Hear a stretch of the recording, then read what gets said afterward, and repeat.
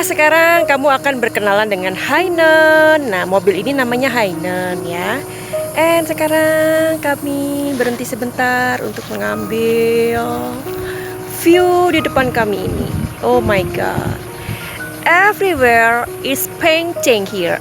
Mobil enaknya gini, kita bisa berhenti ya. And then coba lihat yuk apa yang ada di belakangku ini. Oh my god. So we see painting everywhere here. Oh my god, look at this. So beautiful here in Italy, and everybody welcome. And I'm happy here because Italian country is so beautiful, and especially this country welcome for everyone. Yoo!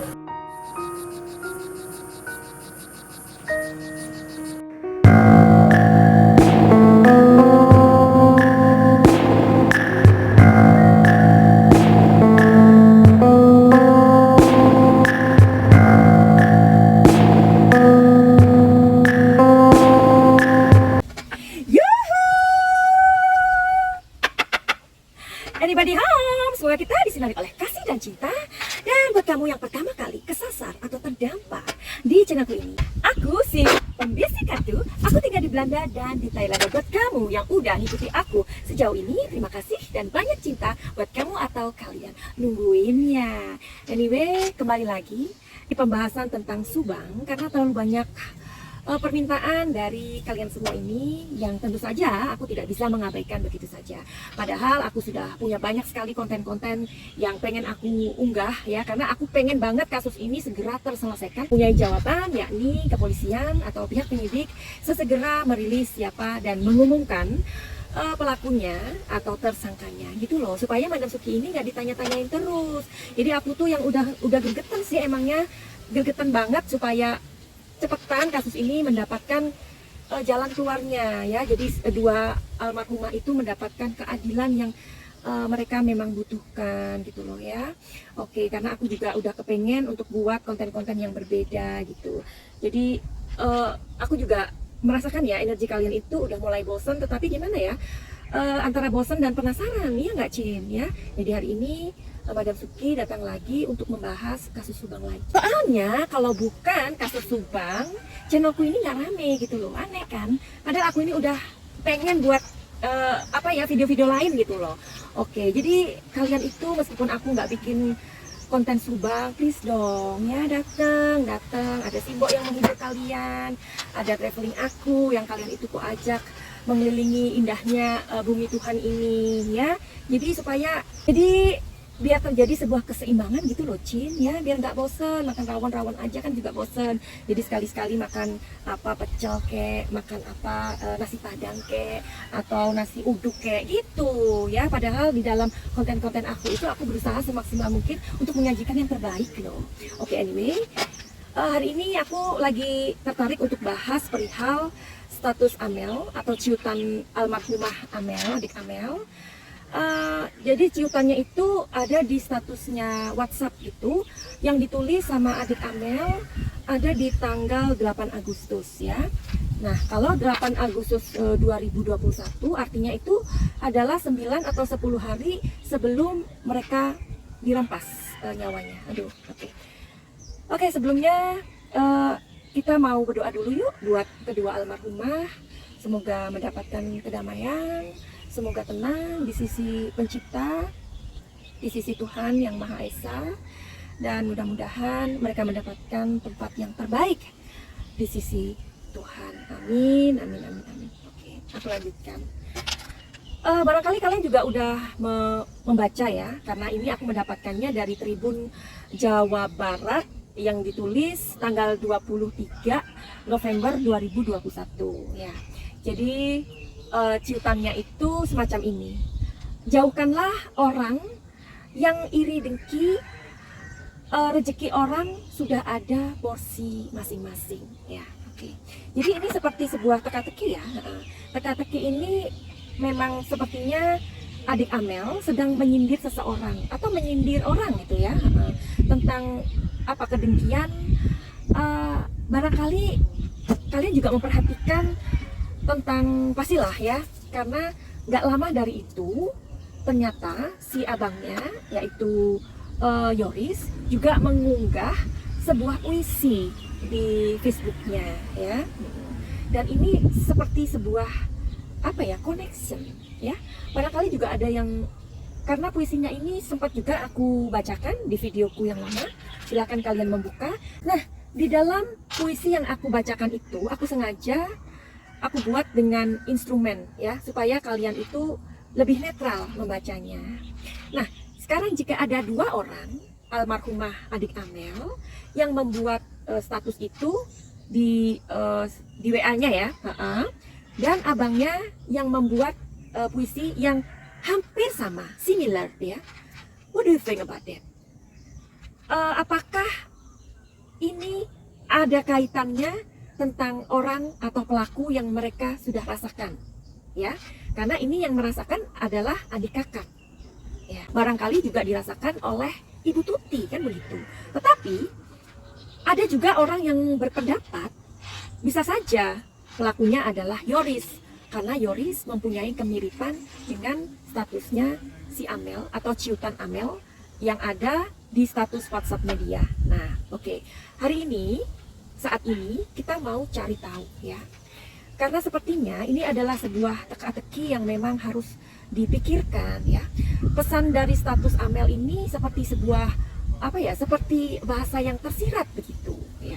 Yang mana Yoris juga membuat unggahan yang mirip-mirip, yang tapi ini bentuknya puisi ya.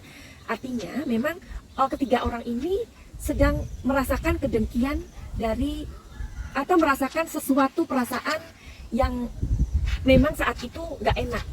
Kita mau cari tahu aja hari ini sebenarnya apa sih ya, apa yang dirasakan oleh adik Amel ketika ia menulis atau membuat ciutan itu di status WhatsApp-nya. Itu aja ya mungkin yang kita mau cari tahu hari ini, yang membuat kepo banget. Nah, ciutan Amel ini di status WhatsApp-nya tanggal 8 Agustus ini sekarang ini sedang diperbincangkan orang atau sedang lagi hangat-hangatnya. Jadi kita cari tahu ya, Cin ya. Oke. Sebelum aku membaca kartunya ini, ingat ya, apa yang aku lihat di dalam energi tarot ini ya, itu bisa benar, bisa nyerempet-nyerempet, bisa meleset ya. Jadi tolong disikapi dengan hal atau pikiran yang bijak ya. Barangkali ada pesan yang tersirat. Itu aja sih. Sambil cerita, sambil menshuffle. Kalian juga dong, sambil mendengarkan cerita telling story dari Madam Suki, kalian menggunakan jari kalian ya. Jari dan jempol tangan digoyang ya, jadi supaya jarinya itu nggak nganggur, Cin. Oke, ntar lagi aku mau konsentrasi. Jadi ingat, pembacaan kartu ini bisa tepat, bisa meleset. Sikapi dengan bijaksana, alright? Barangkali ada pesan tersirat. Mungkin kalian memperhatikan dari awal aku membuat video tentang kasus Subang ini, ya. Aku sudah menggunakan bahasa tersirat, bukan tersurat, ya. Oke, jadi kalian memahami sekarang. Karena bahasaku ini tersirat, ya, banyak sekali tidak dipahami oleh orang-orang yang membuli aku sejak awal aku membuat video kasus Subang, ya. Kenapa mereka membuli aku? Karena mereka tidak mengerti, ya. Oke, jadi buat kamu yang masih stay sama aku dan masih mengunjungi aku dan masih kepo tentang pembacaan kartu-kartu aku, kalian adalah orang yang mengerti. Aku anggap seperti itu, oke? Karena bahasaku dalam membaca kartu tarot adalah bahasa yang tersirat. Jadi dalam pembacaan tarotku ini, sekali lagi sebelum aku buka, sebelum aku kasih telling story-nya, aku bukan pembawa berita, ya, tapi aku membacakan sebuah cerita yang ada di kartu ini, namanya telling story. Oke. Sekarang aku akan konsentrasi. Silahkan membantu aku untuk mengirim energi ke sini. Oke. Apa yang dipikirkan oleh almarhumah adik Amel ketika ia menulis status itu di WhatsApp-nya?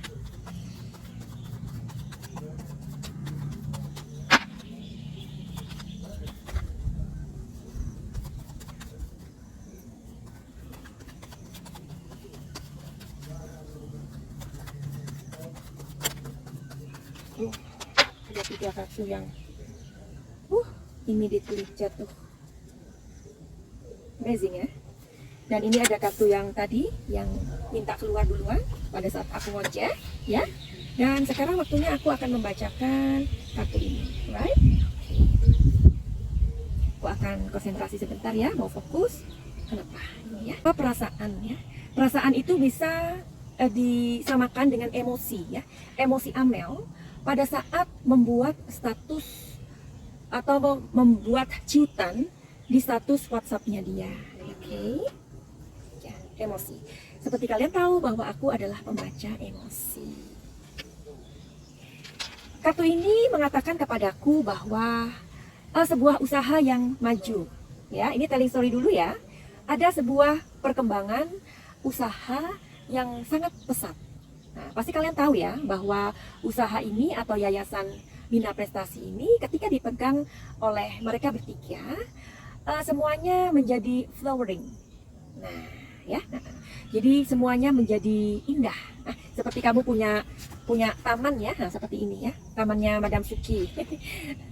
Jadi tamanku ini ada 1 hektar ya, ini halaman ini, dan kalian lihat ini semua subur sekali ya. Karena apa? Karena kondisi cuaca yang sering hujan dan bla bla bla dan bla bla bla. Tentu saja tidak hanya didukung oleh cuaca yang banyak matahari, juga banyak hujan ya, tapi juga sebuah rumah. Kalian percaya nggak kalau sebuah rumah itu bakalan menjadi rumah yang hangat, yang subur? Nah, itu ketika yang penghuninya, pemiliknya memiliki energi yang hangat, energi yang maksudnya energi yang baik. Nah, sama. Ternyata di Yayasan Bina Prestasi tersebut, karena di situ adalah orang-orang yang tepat, orang-orang yang piawai, yang mengerti tentang keluar masuknya uang atau apapun itu, tentu saja akan membuahkan sesuatu. Nah, benar kan? Bahasaku ini adalah bahasa yang tersirat. Makanya kamu jangan bosan, ya, jangan bosan, jangan berpikir aku tuh too much ngomongnya, ya, karena aku sedang memberikan ilmu sebenarnya. Ilmu itu mahal loh ya. Kalau kamu datang pribadi sama aku, wah pasti aku cas.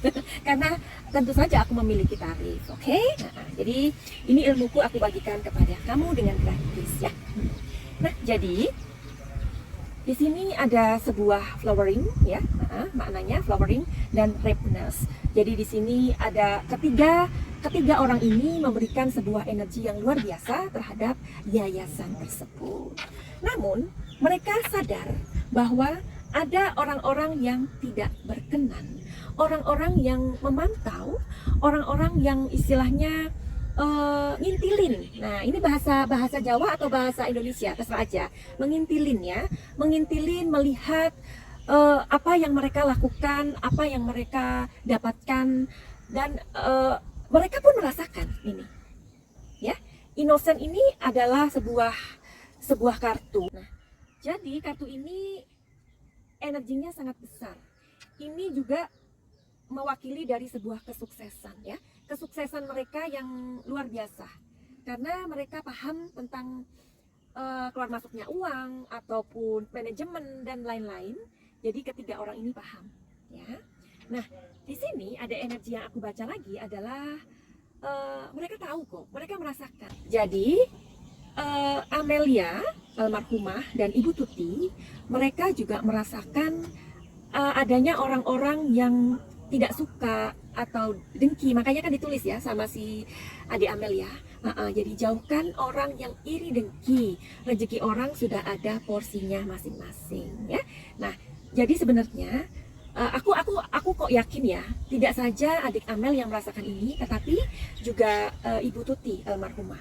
Beliau juga barangkali sangat merasa bahwa kesuksesan mereka ini ada yang tidak menyukai ya. Jadi seperti juga dalam kehidupan kita ini ya, mungkin kamu adalah seorang yang cakap dalam public speaking seperti ini ya, public speaking ya. Tentu saja orang yang gagap atau nggak bisa ngomong tentu akan iri kepada orang yang mempunyai public speaking bagus ya.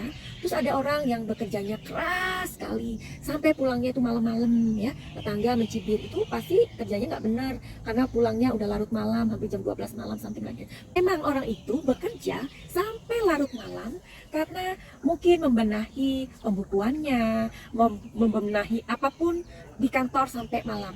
Waktunya untuk makan malam bersama keluarga dikorbankan hanya untuk memperbaiki misalkan jurnal ini kurang atau pembukuan ini yang tidak sinkron atau apapun itu ya. Nah, ada saja orang-orang yang iri. Nah, itu pun dirasakan oleh Amelia dan Ibu Tuti sangat jelas. Mereka jelas ya. Karena kartu ini keluar duluan. Ini adalah pikiran alam bawah sadar Amelia ketika menulis ciutannya di WhatsApp-nya tanggal 8 Agustus. Jadi itu adalah yang benar-benar dia rasakan. Ada sebuah ketakutan di sini. Ya. Jadi ada sebuah ketakutan, tetapi ia hanya bisa mengatakannya atau membuang unek-uneknya itu hanya sebatas di sebuah status, dan itu pun di WhatsApp, bukan di Facebook, bukan di IG-nya. Ya, kalau kita tahu ya, kalau status di WhatsApp itu paling hanya keluarga yang lihat atau teman-teman yang dekat, ya kan? Nah, sebenarnya dalam pikiran alam bawah sadarnya, Amelia merasa ketakutan saat itu karena jelas sekali kedengkian itu ia rasakan. Begitu besar kedengkian orang ini. Nah, pertanyaannya, siapakah orang ini? Nah, kalau ada kalian yang mengkaitkan dengan statusnya Yoris, bahwa Yoris loh sama, dia mempunyai kemiripan atau similar dengan statusnya adiknya, ya kan? Mirip-mirip statusnya si Yoris ini. Kalian mungkin mempunyai pikiran yang seperti itu, atau prasangka seperti itu, atau dari karena kalian melihat dari sudut pandang yang tidak sama dengan aku tentunya. Tetapi aku pengen cari tahu juga. Oke. Jika Amel sudah membuat status di WhatsApp-nya itu, ia sendiri seperti mengisyaratkan sebuah teka-teki, ya, ada orang yang dengki. Pasti ibunya pun merasakan, ya kan? Karena mereka serumah. Nah, kita tahu kedekatan Ibu Tuti dan Amalia seperti apa. Nah, sekarang kakaknya, si Yoris, pun menulis hal yang mirip-mirip di status Facebook. Barangkali kamu berpikir, pasti itu Yoris ada hubungannya dengan status adiknya. Tetapi, sudut pandangku berbeda. Apa benar? Bisa jadi. Jika intuisiku ini benar, apakah Yoris sebenarnya adalah sebuah target? Atau Yoris adalah target? Biarkan ini menjadi videoku selanjutnya. Terus ikuti perkembangan kasus pembunuhan ibu dan anak ini, ya. Dan nanti video selanjutnya barangkali ini ya. Apakah Yoris adalah target atau dia memang mau cari tahu tentang sebenarnya waktu Yoris membuat puisi itu perasaannya apa dan emosinya bagaimana. Dan yang tadi aku bilang, apakah Yoris ini sebuah target? Menarik bukan? Oke, begitu aja. Video ini akan aku akhiri, dan buat kamu atau kalian yang memiliki masalah dalam kehidupan ini dan kalian pengen cari tahu solusinya, silahkan datang untuk booking my time ya. Caranya adalah inbox di Instagram aku, Madam Suki ya. Atau kalian yang mempunyai kekhawatiran yang terlalu too much atau overthinking atau masalah-masalah apalah ya yang bisa nanti kalian konsultasikan dengan aku, silahkan saja. Tapi itu semuanya tidak gratis. Finally, begitu aja. Send love and light. Salam jaya.